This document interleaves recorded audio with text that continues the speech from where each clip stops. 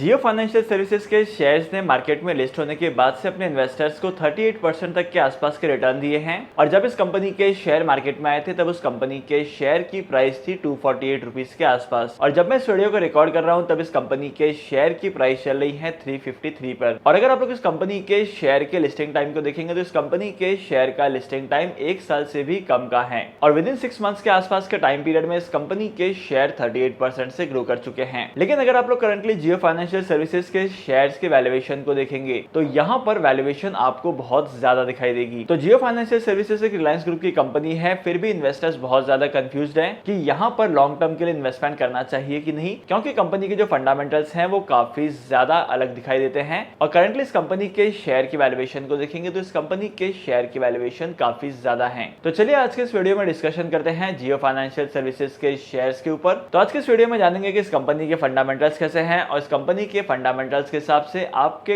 Investments का perspective क्या होना चाहिए। और अगर आप लोग जियो फाइनेंशियल सर्विसेज के शेयर्स में इन्वेस्टमेंट करते हैं तब आप लोगों को यहाँ पर इन्वेस्टमेंट करने पर कितने रिटर्न एक्सपेक्ट करने चाहिए। अगर आप लोगों ने जियो फाइनेंशियल सर्विसेज के शेयर्स में इन्वेस्टमेंट किया है या करने वाले हैं तो आज की वीडियो आपके लिए बहुत ज्यादा इंपॉर्टेंट होने वाली है। तो विदाउट एनी फर्दर डिले शुरू करते हैं आज की इस वीडियो को। अगर आप लोग जियो फाइनेंशियल सर्विसेज के रिटर्न्स को देखेंगे तो आपको पता चलेगा कि एक हफ्ते में इस कंपनी के शेयर 3% तक ग्रो कर चुके हैं। शॉर्ट टर्म में 1 महीने के टाइम पीरियड में इस कंपनी के शेयर अपने इन्वेस्टर्स को 25% तक के रिटर्न्स दे चुके हैं। और लिस्टिंग के टाइम पीरियड से आज तक के रिटर्न्स के बारे में तो मैंने वीडियो के स्टार्टिंग में ही बताया है। कंपनी के शेयर की प्राइस में ग्रोथ दिखाई दी है 38% की। लेकिन अगर आप लोग इस कंपनी की शेयर की परफॉर्मेंस को देखेंगे तो इस कंपनी के शेयर की परफॉर्मेंस आप लोगों को ज्यादा दिखाई नहीं देगी और कंपनी के शेयर आपको लो परफॉर्म दिखाई देंगे। और अगर आप लोग कंपनी की वैल्यूएशन को देखेंगे तो कंपनी की वैल्यूएशन करंट लेवल पर बहुत ज्यादा दिखाई देगी। और अगर आप लोग की मैट्रिक्स में इस कंपनी के पीई रेशियो को देखेंगे तो इस कंपनी का पीई रेशियो निकल कर आएगा 7008.24 का। लेकिन वहीं पर इंडस्ट्री पीई की बात की जाए तो इंडस्ट्री का पीई सिर्फ 19.87 का है। अब देखो, जब भी कोई नई कंपनी मार्केट में लिस्ट होती है और अपने पेरेंट कंपनी को छोड़कर सब्सिडियरी कंपनी बनती है तब वहां पर कंपनी की वैल्यूएशन आपको हमेशा ही ज्यादा दिखाई देगी। इसीलिए जियो फाइनेंशियल सर्विसेज के शेयर्स में पीई रेशियो की वैल्यूएशन सबसे ज्यादा है। इसके बाद price to book value ratio की बात की जाए तो प्राइस टू बुक वैल्यू का रेशियो निकल कर आता है 1.92 का, जहां पर सेक्टर पीबी का रेशियो निकल कर आता है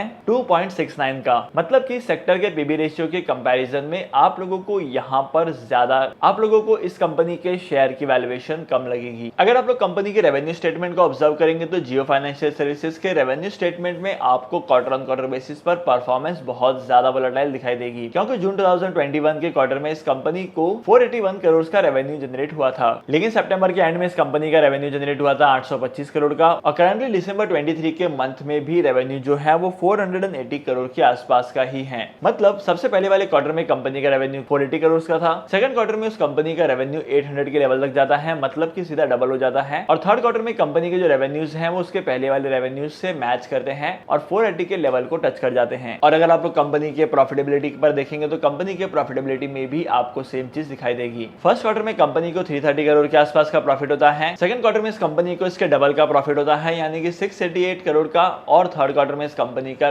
प्रॉफिट होता है 292 करोड़ का। अगर आप लोग क्वार्टर ऑन क्वार्टर बेसिस पर इस कंपनी की परफॉर्मेंस को जज करेंगे तो यहाँ पर आपको वैल्यूएशन प्रॉपर दिखाई नहीं देगी। अगर आप लोग कंपनी के बैलेंस शीट को देखेंगे तो कंपनी के बैलेंस शीट में एसेट्स की वैल्यूएशन ग्रो कर रही है, लायबिलिटीज भी ग्रो करते जा रही है, लेकिन एसेट्स के कंपैरिजन में बहुत कम है। और अगर आप लोग टोटल कॉमन शेयर्स आउटस्टैंडिंग को देखेंगे तो इनका नंबर भी कांस्टेंट है। और जियो फाइनेंशियल सर्विसेज के कैश फ्लो स्टेटमेंट को देखेंगे तो यहाँ पर आपको पता चलेगा इस कंपनी के कैश फ्लो स्टेटमेंट में हर फिगर पॉजिटिव में है। Net change in cash positive में है 62 करोड़ का, चेंज इन वर्किंग कैपिटल भी पॉजिटिव में है 2068 करोड़ का, कैपिटल एक्सपेंडिचर का कॉलम 0 है और last but not the list free cash flow का जो कॉलम है वहां पर उसकी वैल्यूएशन निकल कर आती है 2054 करोड़ की। और अगर आप लोग इस कंपनी की वैल्यूएशन को देखेंगे तो इस कंपनी की वैल्यूएशन के बारे में मैंने आपको बताया है कि कंपनी के शेयर मार्केट में लिस्ट हुए हैं तो इस कंपनी के वैल्यूएशन को करेक्ट होने में थोड़ा सा वक्त लग सकता है। और अगर आप लोग इस कंपनी के शेयर की वोलेटिलिटी को देखेंगे तो इस कंपनी के शेयर सबसे ज्यादा वोलेटाइल हैं। जियो फाइनेंशियल सर्विसेज के शेयर्स की वैल्यूएबिलिटी का परसेंटेज है 43% के आसपास का,